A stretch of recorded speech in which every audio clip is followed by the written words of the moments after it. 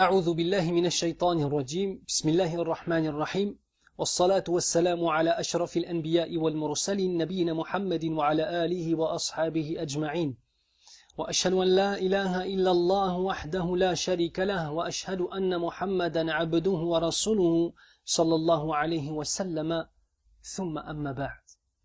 Aujourd'hui nous allons aborder un sujet qui concerne la vie de tout le monde. En tout cas, qui a concerné la vie de tout le monde à partir du moment de sa naissance et qu'on revoit ponctuellement au cours de son existence. Lors de la naissance, par les pleurs.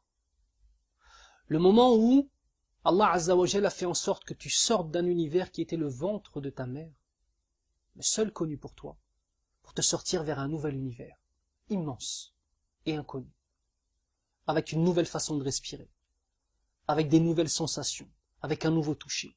Lorsqu'on t'a arraché à cette vie que tu pensais être le seul univers qui existait, à ce moment-là, forcément, les pleurs sont sortis. Au cours de notre vie, lors des épreuves, lorsqu'on est touché par une épreuve intense et que les larmes coulent. Au cours de notre vie, lorsque nous avons des bonheurs intenses et que les larmes coulent, mais cette fois-ci les larmes coulent de bonheur. Et enfin, juste avant notre mort, ou au moment de notre mort, lorsque les larmes coulent, soit de douleur, soit de regret, de tout ce que nous avons laissé passer dans nos existences, de bonnes actions et d'adoration. Subhanallah. Aujourd'hui, nous allons nous entretenir sur les pleurs et la réalité du fait de pleurer. Pleurer par faiblesse est une chose, pleurer par piété en est une autre. Pleurer par faiblesse est une chose, pleurer par piété devant le Seigneur des cieux et de la terre en est une autre. Il est dit dans un hadith, dans le sens du hadith, que le feu ne touchera jamais un œil dont la larme a coulé par crainte d'Allah Azza wa Jal. Une question se pose. As-tu déjà pleuré devant Allah? As-tu déjà pleuré en entendant des versets lorsque tu sentais que ces versets te concernaient et que l'information qui était donnée était une information négative? As-tu déjà pleuré lorsque tu entendais des versets sur le paradis et que tu avais un tel espoir qu'Allah Azza wa Jal te fasse miséricorde, que tu comprenais ta petitesse et ton manque de valeur et que forcément les larmes coulent en pensant à toutes les choses que tu as faites dans ta vie qui pourraient t'empêcher d'y accéder? As-tu déjà pleuré lorsque les versets décrivant Allah Azza wa Jal t'étaient récités? Ibn Qayyim al-Jawziyya rahimahullah rapporte 3 degrés différents dans les pleurs. Le premier degré, c'est lorsque nous entendons les versets sur l'enfer. La peur prend le dessus. Et à ce moment-là, les gens pleurent. Le deuxième degré, c'est lorsque nous entendons les versets sur le paradis. À ce moment-là, l'espoir prend le pas. Et on espère tellement accéder au paradis qu'on se met à pleurer. Le troisième degré, qui est le plus haut et qui est complètement différent des deux premiers, c'est quasiment le degré de l'ihsan, le plus haut degré de la foi. C'est lorsqu'Allah Azza wa Jal se décrit dans les versets coraniques. Lorsqu'Allah Azza wa Jal parle de lui-même, un cœur blanc, un cœur pur, un cœur vivant.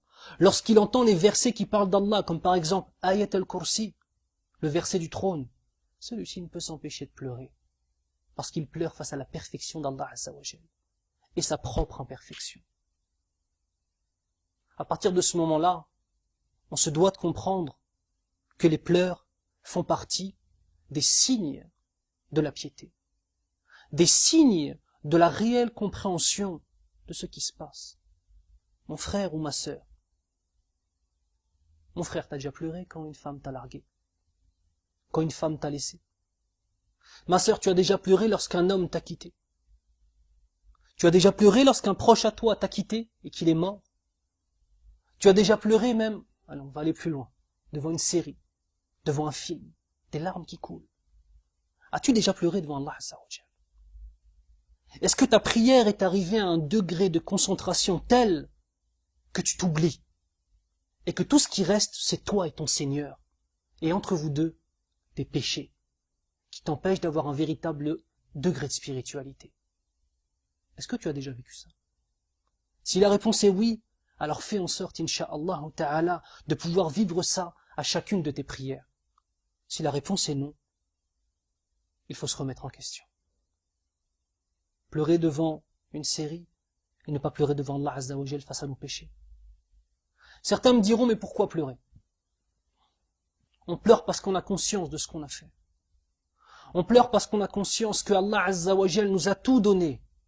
Et que pour la majorité d'entre nous, notre réponse à ce qu'Allah Azza wa Jal nous donne, c'est la désobéissance, subhanallah. Mais malgré cela, il continue à donner. N'allons-nous pas avoir de la pudeur et de la honte face à nos actions? Certains me disent, Younes, tu es toujours en train de rabaisser les gens, et de te rabaisser toi-même, et de rabaisser la qualité du abd. Et n'est-ce pas cela la réalité? Allah n'est-il pas parfait? Et nous ne sommes-nous donc pas imparfaits? C'est la réalité des choses. La seule question est, est-ce que Allah Azza wa Jal va nous faire miséricorde? On se doit toujours de se rappeler cette chose-là. Est-ce qu'Allah Azza wa Jal va te faire miséricorde? Est-ce que tu as signé en bas d'un papier, sachant pertinemment que tu allais aller au paradis? Ya akhi, il n'existe pas ce papier. Tu te dois de comprendre et de savoir le sens du tawhid, le sens de la ilaha illallah, les conditions de la ilaha illallah, les tenants et les aboutissants de la ilaha illallah, de ton islam, de ton mode de vie qui est l'islam. Si tu as ces choses-là, et que réellement c'est la chose la plus importante dans ton existence, tu deviens un candidat qui a le droit de postuler à la miséricorde d'Allah Azza wa Jal. Alors oui, effectivement, le constat est très souvent amer et très souvent dur, mais ce n'est pas la parole d'une personne qui vous juge qui vous donne cela. C'est la parole d'une personne qui est dans la situation que j'ai décrite. Tout ce que je vous dis, je me le dis à moi-même en premier lieu. Wal kamalu lillah. Et la perfection n'appartient qu'à Allah Azza wa Jal. Un œil sec face à Allah est un œil dans lequel il n'y a pas de bien. Une langue sèche du rappel d'Allah Azza wa Jal est une langue dans laquelle il n'y a pas de bien. Un œil humide de pleurs et de crainte et d'espoir pour Allah est un œil que le feu ne touchera jamais, incha'Allah. Une langue humide du rappel d'Allah Azza wa Jal est une langue qui va donner naissance à des trésors et à des montagnes de hasanat. On demande à Allah Azza wa Jal de faire en sorte que nous sachions réellement ce qu'est le pleur pour lui et qu'il fasse en sorte de mettre dans nos cœurs la sincérité dans notre écoute du Coran al-Karim. Subhanakallahumma wa bihamdik, ashhadu an la ilaha illa ant, astaghfiruka wa atubu ilayk.